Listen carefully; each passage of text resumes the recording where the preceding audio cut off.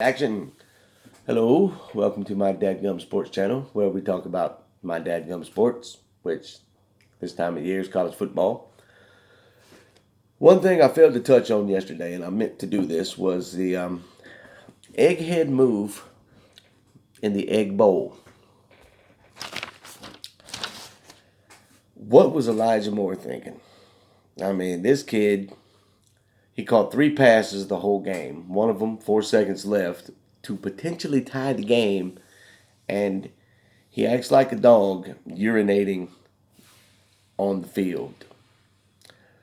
Now, I don't know if during the off season they're going to put this guy in the kennel or if they got somebody that's going to dog sit for him, but I was more shocked to find out that this is not the first time that has happened by that team on that field.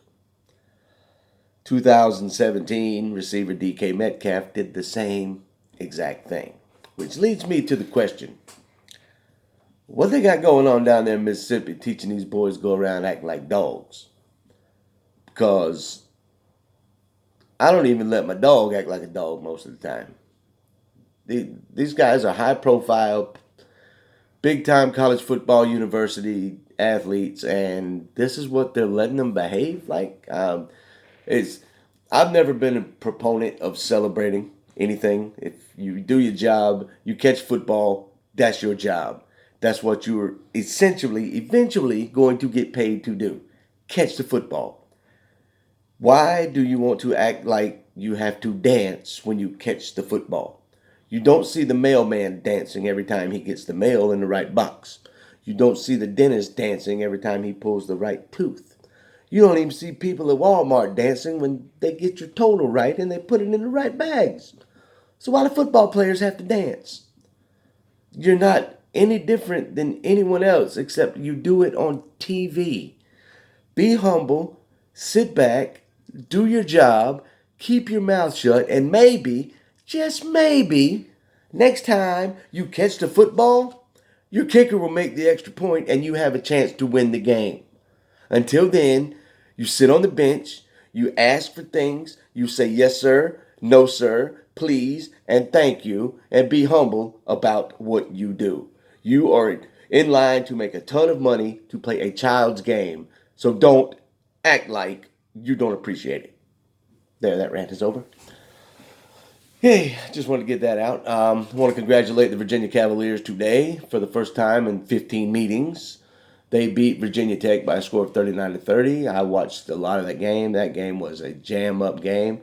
It's also the first time Virginia has won the Coastal Division in the ACC. In fact, they were the only team in the ACC Coastal Division that had yet to win a division title. So they'll be playing Clemson next week, and honestly, I don't have a dog in the fight. I like to pull for the underdog when it comes to something like that, another conference. So I'd like to see them beat Clemson. Do I think it'll happen? Nah, not a chance. Looks like the best game that we had on the TV today, other than that Virginia Tech game, was Iowa pulled out a nail biter, 27-24 over Nebraska. So they'll stay in the top 20. The only game going on right now has not really much comment on. Appalachian State is taking it to Troy. Fourth quarter, 2 minutes 46 seconds left, 48-13. But we got some games to talk about for tomorrow.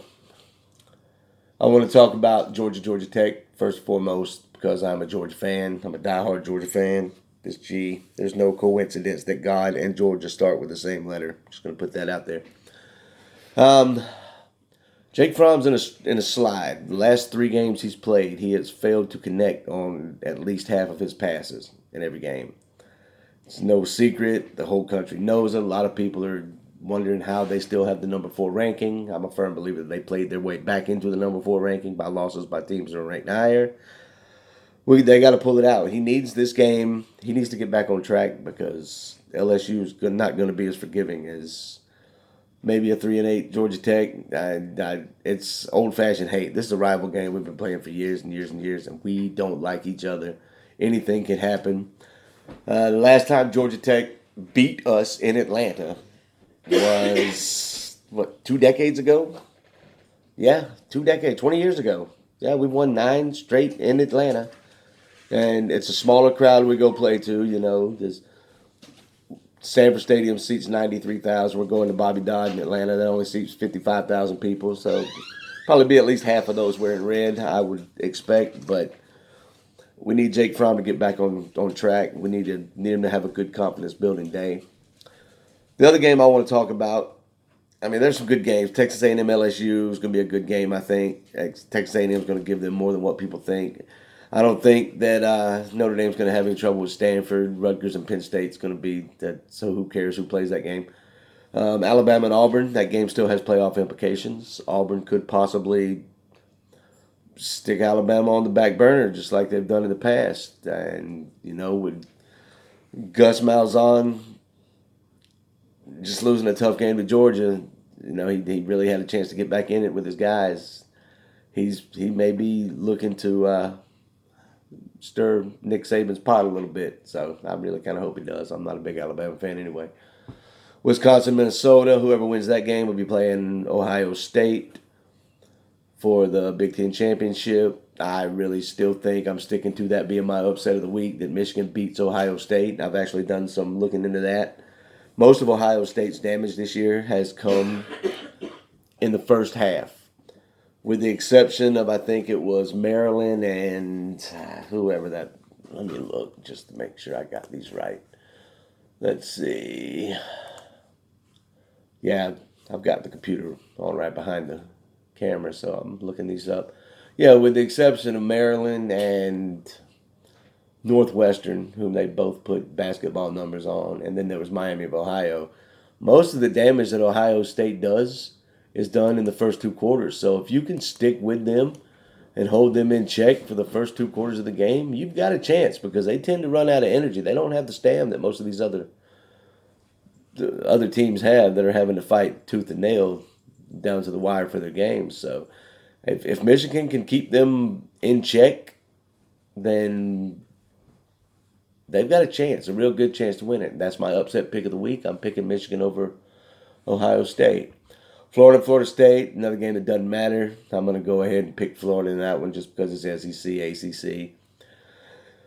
I would like to see LSU beat Texas A&M, because I don't want anybody to say, "Oh, Georgia won against a team that was beat up." I want them to come into the game next Saturday just as good as they are this Saturday, and I don't want any excuses whenever we take it to them. That's just about it as far as my rundown goes. I'm actually recording this video on Friday night, but I won't post it until sometime tomorrow. Well, I guess it really doesn't matter there. But go Clemson, South Carolina. I forgot about that one. Clemson, South Carolina. All I can say is go Cox.